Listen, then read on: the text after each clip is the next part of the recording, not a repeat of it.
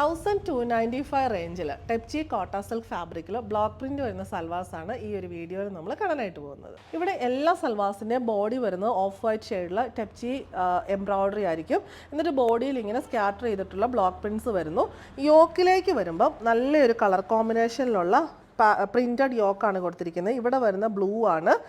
അതിനകത്ത് ടെപ്ചി വർക്കും വരുന്നുണ്ട്, ബ്ലോക്ക് പ്രിൻറ്റും വരുന്നുണ്ട്. ലൈറ്റ് ബ്ലൂവിൽ അതിൻ്റെ ഡാർക്കർ ഷെയ്ഡിലുള്ള ബ്ലൂ വെച്ചിട്ടുള്ള ബ്ലോക്ക് പ്രിൻറ്റ് യോക്കിൽ ഫുള്ളായിട്ട് വരുന്നു. ബോർഡറായിട്ട് ടെമ്പിൾ കൊടുത്തിട്ടുണ്ട്, ടെമ്പിൾ ബോർഡർ. ഫ്രണ്ട് ഫുള്ള് ഇങ്ങനെ ഈ ഒരു പ്രിൻറ്റ് വന്നിട്ടുണ്ട്. ബാക്ക് സൈഡിലേക്ക് വരുമ്പോഴും ഇങ്ങനെ ബാക്ക് സൈഡ് ടെപ്ചി വർക്ക് ഇല്ല, കോട്ട ഫാബ്രിക്കിൽ ഇങ്ങനെ യോക്കിൽ സെയിം ബ്ലോക്ക് പ്രിൻറ്റും ബോഡിയിൽ ഫുള്ള് പ്രിൻറ്റുമാണ് വന്നിരിക്കുന്നത്. ഓഫ് വൈറ്റിൽ ആ ഒരു ഡാർക്ക് ബേജ് ഷെയ്ഡിലുള്ള പ്രിൻറ്റ്സാണ് വന്നിരിക്കുന്നത്. ബോട്ടം വരുന്നത് ബ്ലൂ ഷെയ്ഡിലുള്ള കോട്ടൺ ബോട്ടം. ദുപ്പട്ട വന്നിരിക്കുന്നത് കോട്ട ഫാബ്രിക്കിൽ ഇങ്ങനെ ഓഫ് വൈറ്റ് ഷെയ്ഡിൽ എല്ലാ പ്രിൻസും കൂടെ മിക്സ് ആയിട്ട് വന്നിട്ടുണ്ട്. ബോഡിയിൽ ടോപ്പിൻ്റെ ബോഡിയിലെ പ്രിൻസ് വരുന്നു. ബാക്ക് സൈഡിലെ പ്രിൻസാണ് ബോർഡറായിട്ട് വരുന്നത്. എൻ ബോർഡർ വേറൊന്ന് കൊടുത്തിട്ടുണ്ട്. പല്ലു പോർഷനിലേക്ക് വരുമ്പോൾ യോക്കിലെ പ്രിൻറ്റും വന്നിരിക്കുന്നു.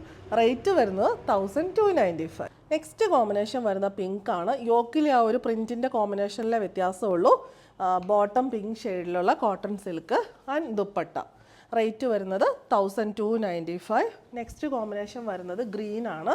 ബാക്കി എല്ലാം സെയിം തന്നെ. എല്ലാത്തിലെയും ബാക്ക് സൈഡിലെ പ്രിൻറ്റ് ആദ്യം കണ്ടതിന് സെയിം തന്നെ ആയിരിക്കും. യോക്കിന് മാത്രമേ വ്യത്യാസം വരുന്നുള്ളൂ. അതിനനുസരിച്ച് ഇതിൻ്റെ കോമ്പിനേഷനിലും വ്യത്യാസം വരും. ഒലീവ് ഗ്രീൻ ഷെയ്ഡിലുള്ള cotton silk bottom and dupatta. Last one വന്നിരിക്കുന്നത് നല്ലൊരു പീച്ച് ടോണാണ്. യോക്ക് വരുന്നത് ബോട്ടം പീച്ച് ഷെയ്ഡിലുള്ള cotton silk and dupatta. Rate is 1295.